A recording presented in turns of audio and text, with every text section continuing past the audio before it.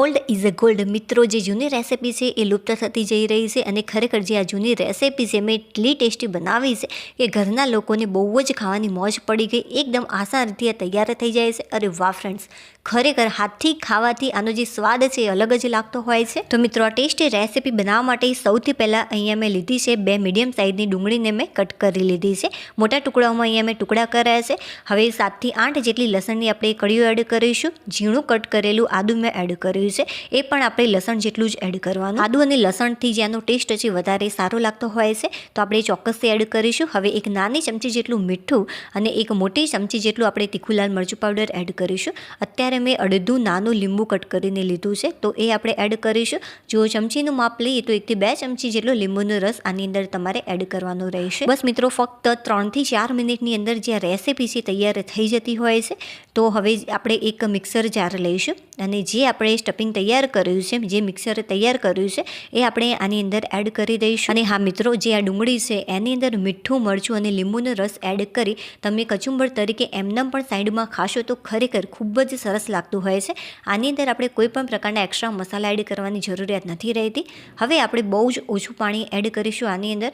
લગભગ 1 થી 2 ચમચી જેટલું આની અંદર હું પાણી એડ કરું છું કે જેથી જે આ મસાલા છે એ બધા જ આની અંદર આવી જાય અને જે પેસ્ટ છે સરસ મજાની તૈયાર થઈ જાય. જો લીંબુનો રસ ન હોય અને ટામેટા હોય ઘરમાં તો તેનો પણ તમે ઉપયોગ અહીંયા કરી શકો છો.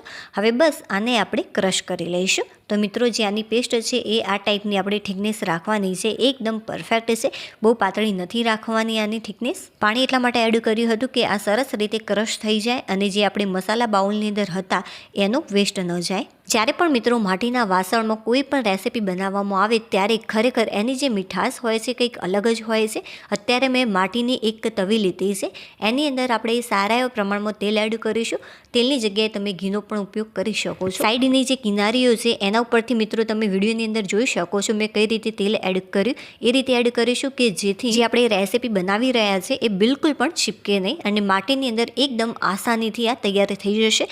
નોર્મલી આપણે રોટલા કરવા માટે જે તવીનો ઉપયોગ કરીએ છીએ બસ એ જ તમારે અહીંયા લેવાની છે. તેલને બહુ વધારે પડતું ગરમ નથી કરવાનું. તેલ થોડું ગરમ થાય ત્યાર પછી આપણે અડધી ચમચી કરતાં ઓછી, મતલબ કે 5 ચમચી જેટલી રાઈ એડ કરીશું. 1 ચમચી જેટલું જીરું એડ કરવાનું. જીરાથી જ્યારે તમે મિત્રો આ રેસિપીનો વઘાર કરશો ત્યારે ખરેખર જેનો ટેસ્ટ છે વધારે સારો આવતો હોય છે. હવે 5 ચમચી જેટલી આપણે હિંગ એડ કરીશું. અહીંયા મિત્રો મેં 4 થી 5 નંગ જેટલા મીઠા લીમડાના પાનને પાણીથી સારી રીતે વોશ કરી કોરા કરીને લીધા છે કે જેથી તેલના છાંટા ન ઉડે. હવે 2 નાની ચમચી જેટલી અહીંયા મેં ચણાની દાળ લીધી છે એ આપણે એડ કરીશું અને ઝીણું ચોપ કરેલું લસણ એડ કરવાનું છે 1 ચમચી જેટલું. જે લસણ છે એ આપણે ગ્રેવીમાં પણ એડ કર્યું છે અને સાથે સાથે આની અંદર આપણે એડ કરીશું કે જેથી આનો જે ભાગ મોઢામાં આવશે તો ખરેખર આનો જે સ્વાદ છે વધારે સારો લાગશે. તમને એમ થશે કે આ વળી કેવી રેસિપી છે ને કેવી લાગશે, બટ મિત્રો ખરેખર જે આ રેસિપી છે એ બહુ જ સરસ લાગતી હોય છે. હવે આપણે ધીમા તાપે આને સારી રીતે કૂક કરીશું કે જેથી જે ચણાની દાળ છે એ બિલકુલ પણ કાચી ન રહે. એટલા માટે 1 મિનિટ માટે ધીમા તાપે આપણે આને કૂક કરીશું. જો તમને કચાશ પડતી લાગે તો 1 થી 1.5 મિનિટ માટે તમારે પરફેક્ટ રીતે આને શેકવાની. 1 મિનિટ જેટલો મિત્રો સમય થઈ ગયો છે. હવે જે આપણે પેસ્ટ તૈયાર કરી હતી એ આની અંદર એડ કરી દઈશું.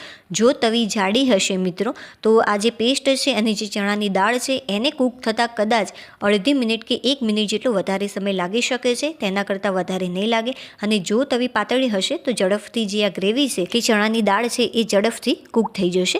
હવે સારી રીતે આને એકવાર મિક્સ કરી લઈશું અને જે ગેસની ફ્લેમ છે એ આપણે ધીમી જ રાખવાની છે. અને એકવાર મિક્સ કર્યા પછી જે ગેસની ફ્લેમ છે આપણે ફાસ્ટ કરી દઈશું અને ફાસ્ટ ફ્લેમ ઉપર 1 થી 2 મિનિટ માટે આને કૂક કરવાનો કે જેથી બધું જ જે તેલ છે એ છૂટું પડી જાય અને પરફેક્ટ રીતે જે ડુંગળી છે એ કૂક થઈ જાય. જો પરફેક્ટ રીતે આ ગ્રેવી કૂક થયેલી હશે તો ખરેખર ખાવાની મોજ પડી જશે. મીઠું અને મરચું તો આપણે એડ કર્યું હતું, બસ થોડીક આપણે હળદર એડ કરીશું કલર માટે, તો એ એડ કરે છે 5 ચમચી જેટલી, વધારે એડ નથી કરવાની.